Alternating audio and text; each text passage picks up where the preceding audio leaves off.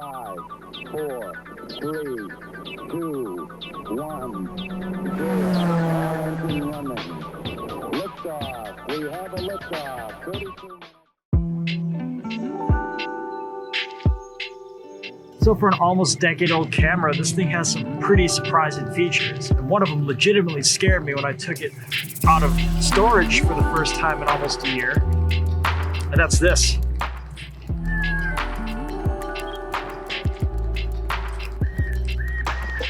You can change the menu settings to where it meows. And I have cats, as you know, and when it meowed, I almost had a stroke.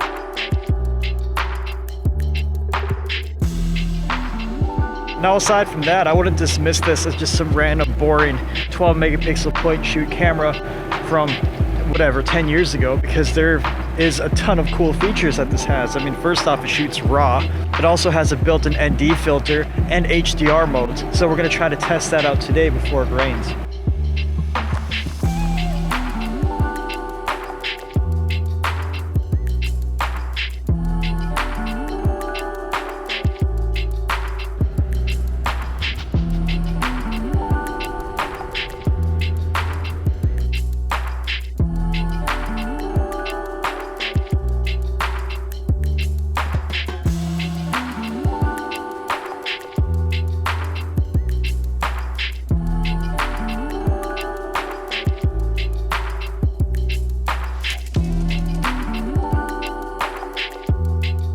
So one thing I really enjoy about the Pentax MX1 here is that you have the ability to switch between your normal zoom ranges all the way down to a 1 centimeter macro, all with the press of a button.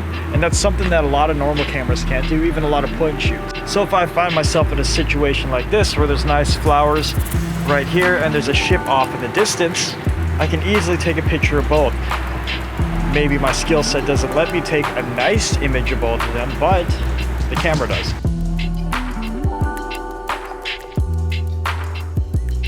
These particular shots may not be super interesting or compelling, but I want to take them anyways, just so I can see how much information I can pull back in post-production with this old camera.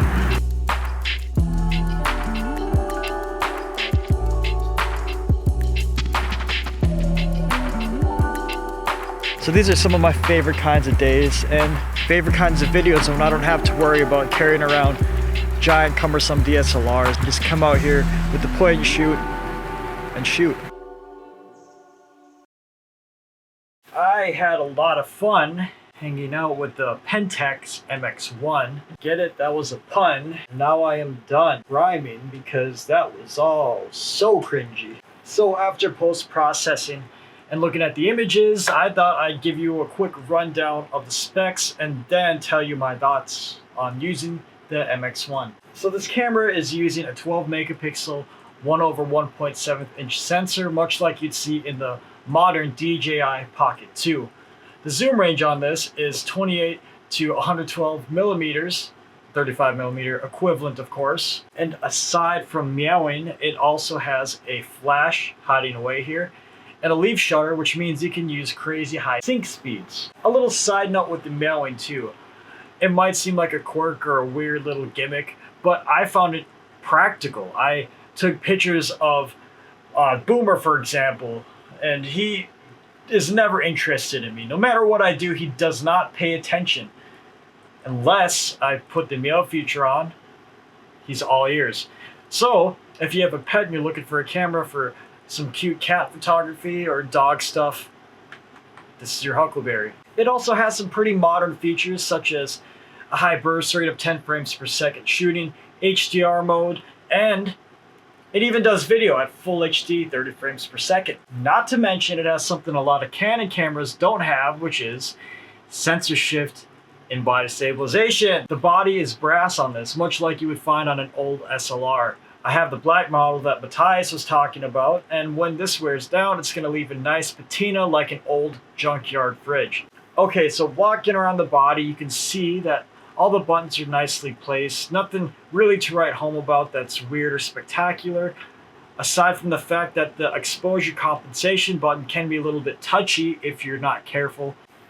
I used to never like this on cameras, but it's really grown on me over the years, especially lately because I've been doing a lot more real estate photography, and my A7R2 is much of the same way. And what's nice about it lets me quickly and quietly stop down the exposure if I'm in a pinch or I don't want to menu hunt. So after using this camera and post-processing the files, my conclusion is, let me answer that with the question, is the MX1 here gonna give you some crazy high resolution or super bendy files in post-production that's gonna allow you to create something that you would otherwise be able to do with a modern DSLR? No. Is the MX1 a megapixel monster or a sensor specimen that's gonna give you super bright, vivid, strange colors just because it's old and hipsters like to carry around a weird brass camera? So what's the value in the MX1? Compact cameras, much like this one, have literally changed the way I personally shoot. I mean, in tandem with simply getting older and realizing what I need or I can leave home for certain shoots or events. A camera with so many limitations like the MX1 here, it allows me to express creativity within guidelines. What I mean by that is this camera doesn't have crazy megapixels. It's not that good in low light, so you better be sure that when you hit that composition, it's dead on. That's not to say you obviously can't crop in post-production or bring out some colors. Being that this camera's a micro sensor from way back when, for me it allows me to really focus on the moment and make sure that the picture I'm composing is nicely orchestrated. Now on the flip side of that, I think this MX1 here has a certain look. And you know what I mean if you've ever used an old CCD sensor digital camera where the colors just blend so nicely together without being super vivid or punchy like you see on a lot of modern releases these days. And I can certainly give Pentax and Ricoh this, that the MX1 is very, very customizable and you can use it to your own liking, which allows me to say that this camera will be very usable for years to come. Honestly, it's really hard for me to find cons for cameras, not just because of some weird predisposition or bias I have because I bought the camera. Now, if I really had to name some though, I mean, the MX1 is pretty big. It doesn't really fit in my pockets that well, so it does give me another reason to wear jogging pants yet again instead of normal jeans. And being that it's pretty old, the buffer rate is pretty slow. It's nothing like I've seen on a Sigma camera by any means, but it is pretty sluggish when it has to think and process what you're doing. So there is a little bit of a delay. But again, you can mitigate that because it has some high burst modes. So in conclusion, the MX1's all about the character. Is it a specimen for a camera? Not really, but it's about what you can do within restrictions like David Lynch always said. Thank you for watching this video. Again, like I was saying before, the camera classics are about to go into the 4th dimension. I am going to review some new cameras, including this nice one that I'm using now. Hopefully we can see an arsenal of videos soon. Maybe a DJI one since we're on this micro sensor kit. Okay, I love you, and I will see you next time.